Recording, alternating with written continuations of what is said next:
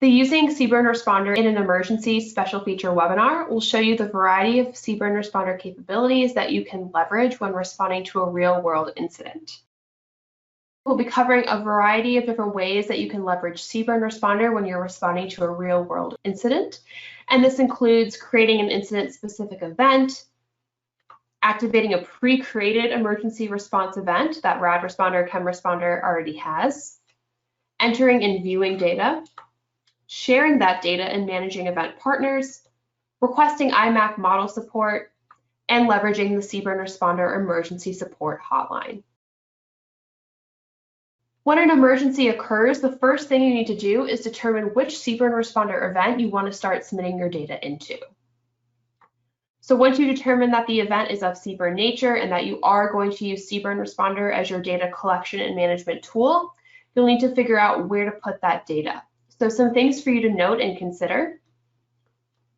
All data that's entered in CBRNresponder must be associated with an event. There's no such thing as rogue data points. Creating an event may not always be possible. However, this is always our first recommendation, that you create a unique event for each incident. Each organization that exists in CBRNresponder does have a default emergency response event that you can utilize and leverage. You can activate the network-wide emergency response event as a second backup if, one, you cannot create your incident-specific event and you can't activate or find your default emergency response event. We'll start by going over how to create an incident-specific event in the case of an emergency while you're out in the field or back at the EOC. So like I mentioned, this is our first recommendation. Creating a unique event for each incident is the first recommendation that we have. It allows for you to control all event parameters from the start of the event and ensures that all your data is in a single place for that incident. Not everyone in CBRNresponder can create an event. You do need to have either the event creator, planner, or administrator CBRNresponder organization role. If you do have the ability to create an event, you can now do so either from the website or the CBRNresponder mobile application. Taking a look at some of these roles, the first three individuals have the ability to create an event, and the last two do not have that organization role to create the event. Like I mentioned, you can create an event for both the website and the mobile application. From the website, you'll log into CBRNresponder, and from the top of the page, you'll select the drop-down next to the event name, and you'll select Create an Event. This will then bring you to the event creation form. On the mobile app side of things, and this is only available on the CBRNresponder mobile app, from the home page, you'll select Create a New Event, or you can navigate to the event selector screen and tap the plus icon. This will also bring you to the event creation form. The event creation form is the same on the mobile application and the website. When you are creating a real-world event, make sure you select the event type as either emergency response or non-emergency operation. That you choose the appropriate sharing mode to ensure everyone who needs access to the event can access it. And that you name the event something descriptive so your responders know which event they need to be submitting data into. Here's an example of the event creation form from the website. You can see the name here has the date, the general description, and the street. The type is emergency response, and the sharing mode is partners. For events that are classified as emergency response and those events that are active, they will show up on the post-login homepage for easy access. So for those who do not have access to the event, but they need to access it, they can easily request that access here by clicking that Request Access button. Event types of non-emergency operations, special event, or routine monitoring can be escalated to an emergency response event. So if you're monitoring the Super Bowl or another big event, or something doesn't start out as an emergency, but as you go on with the event, you realize this actually has become an emergency, you can then escalate it to be changed to an emergency response event. You can also then activate the event as an emergency so that it shows up on that home page. Like I mentioned, if an event is not already classified as an emergency response event, so it could be special event or a non-emergency operation, You can click the Escalate to Emergency button if that event heightens and becomes an actual emergency. You'll then be brought with a confirmation modal. If an event is already an emergency response event or it's been escalated to be one, you can then choose to activate it as an emergency, which will then trigger this event to show up as an active emergency response event on the home page. So once you click that Activate as Emergency button, you will then get a confirmation modal. Again, just asking and ensuring that you do want to change the active status and that you wish to continue. You can see now that the event that you just activated and escalated as an emergency will now show up on the home page. If you already have access to that event, you can just select the event. If you do not have access to an event, click that Request Access option. So that's the first recommendation, creating those individual events when that incident occurs. We know that isn't always an option, so we have default emergency response events available for you to activate and start submitting your data into. The second recommendation is to activate your organization's default emergency response event. This is what you should do if you can't create a unique event for the incident because maybe you don't have the event creator role, maybe you don't have time to create an event, you just need to start submitting data. And our third recommendation is that if you cannot create your own event or you can't find your organization's default emergency response event, you can then utilize the network-wide respond to emergency event that is available to every single CBRNResponder user. For default emergency response events, like I mentioned, every organization has this. So you can utilize this if you don't have the event creator role, so you can't create your own event, you don't have internet connection, or for whatever other reason. Every organization in CBRNResponder, once it's created, is given 3 events by default: emergency response, testing and training, and routine monitoring. The emergency response one is the one that you can start submitting data into.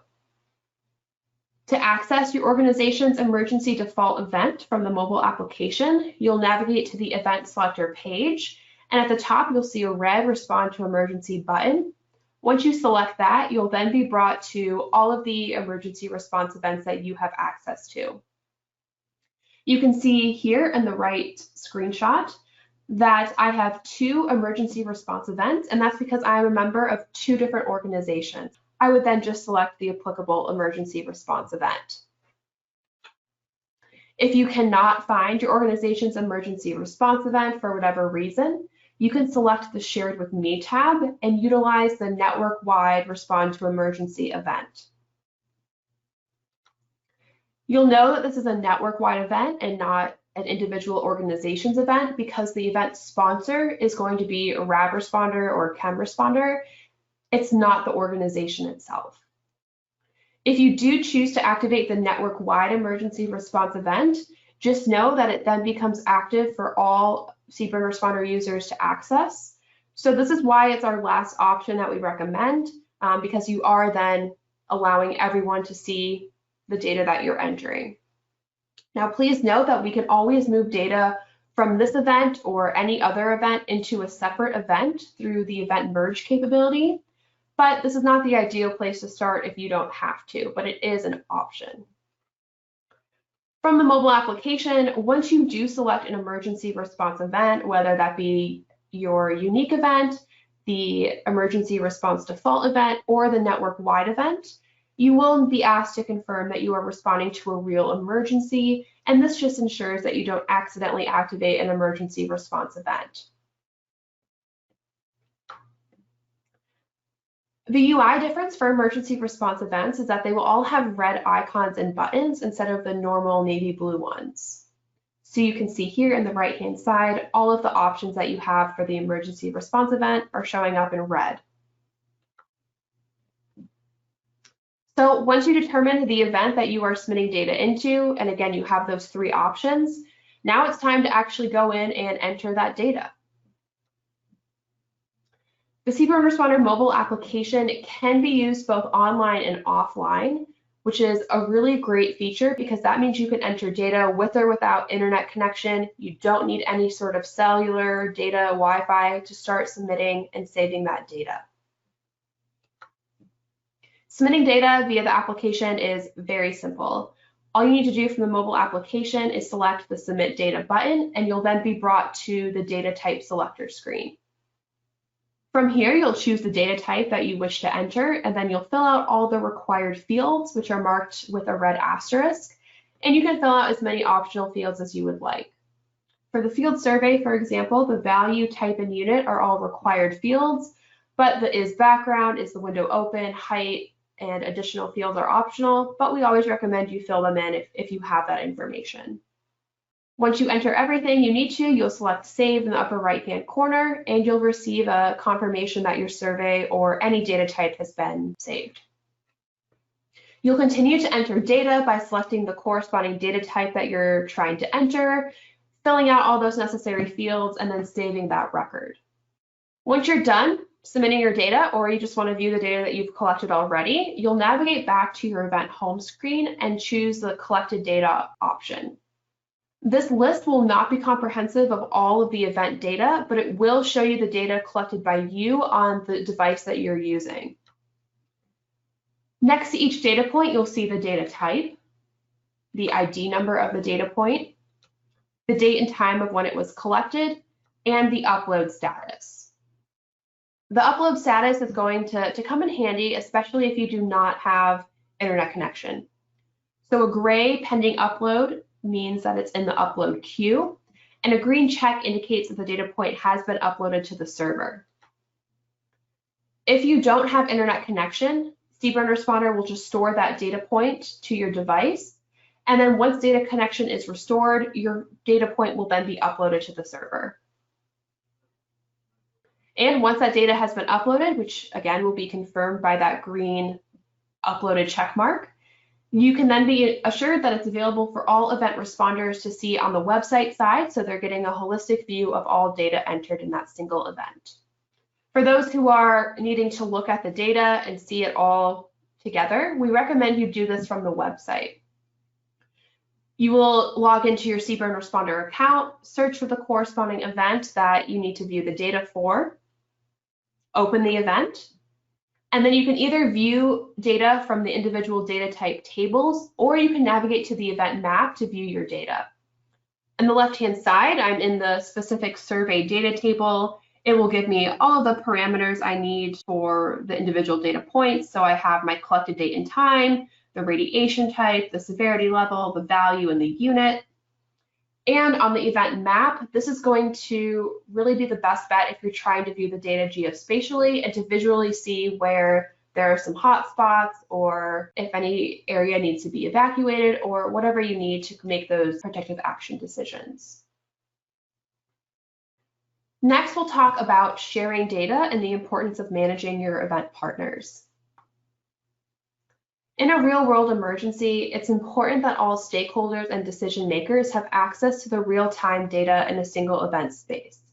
This is the marquee feature of CBRNResponder, is that we allow you to have this functionality. And so therefore, it is your responsibility to make sure you grant access to the organizations and responders that need it. This little graphic here is a good representation of putting all the puzzle pieces together. So you have your local fire and police departments, your county emergency management, your state public health, EMS, local industries, academia, your RAP, FEMA regions, EPA regions, again, just to get that holistic view of a single event. From your event space, you can manage all of those access settings under the Configuration tab. So the Partners button is going to grant entire organizations access to the event with either the full participant, data viewer, or approved data only viewer permissions. And the Responders tab is going to allow you to grant individual CBRNResponder users access to the event and then customizing their permissions. From the Partners page, you'll see that if I select Manage, I can then add, edit, and remove event partners. At the top of the page, the Add Partner button is going to allow me to add a new organization to the event. I can remove an organization from an event. And I can also customize their participation level. So we have full participant, data viewer, and view only approved data levels. Very similar to Partners is the Responders page. So instead of adding whole organizations, you can just add individual CBRNResponder users. So for my responders page, I'll select Manage Responders. And here's where I can add a new person to the event. I can remove an individual from the event, and I can also select or deselect their event roles. So while you can add people at an ad hoc basis, individual responders and/or entire organizations may request access to your event. And so these access requests will show up on the event dashboard for you to easily approve or reject. Depending on your notification preferences, you'll also receive a message, an email, or a text that you have a pending event access request for you to review. Some additional options that you have as a CBRNResponder user is you can now actually request IMAAC model support, and IMAAC can push those models directly to your CBRNResponder event. With the new IMAAC portal, like I said, you can request model support, and IMAAC will push those models directly to your event. However, you can only request exercise support through the portal. For real-world requests, you must call their emergency activation number, which you can find either on the IMAAC portal homepage or from the model request form. Once you call them and give them all the information of the event and incident, you'll just need to ensure that you give them the name of your CBRNResponder event so that once the model is created, they can push it directly to your event map. This eliminates the middleman. There's no need for you to check emails and upload it to your CBRNResponder event. They'll do that for you. So as an example here, once you're in your event, if they upload a model, you'll get a little top ribbon notification, and then you'll be able to see the model. Last but certainly not least is our CBRNResponder emergency support hotline. We offer 24/7, 365 emergency support, from resetting passwords to creating emergency events. We are available at all times to help you during an emergency. A member of the CBRNResponder team is on call each week, and once you call the number, you'll be prompted to leave a message with the details of what you're needing assistance with, and then a member of our team will get back to you within 15 minutes. You can find our emergency support number on the contact pages of the RAD Responder, Chem Responder, or CBRNResponder website. It's going to be at the top of the page, and so it just says here, for 24/7 emergency support, please call the hotline at 855-485-9499. The hotline is available for all real-world incidents or emergencies, exercises, or drill. In an emergency, there's no such thing as a small support request, so we can help you, again, either from just helping you reset your password to adding partners and helping you create the event. We do ask that you do not call this number if it's not for an emergency, and that you direct all of your regular support questions to support@cbrnresponder.net, and then a team member will get back to you within normal business hours. While this special feature webinar will help you, guide you through the variety of ways you can leverage CBRNResponder during an emergency, we're also here to help you, especially when all things go wrong, there's a lot going on at once, and remembering how to do certain capabilities in CBRNResponder may not be at the top of your mind. So that's what we're here for. We're here to help you, and please utilize us if you need it. In non-emergency situations, we highly recommend that you utilize the resource library for user guides, job aids, videos, and other tools, so that way it can help prepare you for an actual incident. If you have any questions, either pertaining to this webinar or CBRNResponder in general, you can email us at support@cbrnresponder.net, and you can also visit our resource library for copies of the slide deck and all of our past webinars.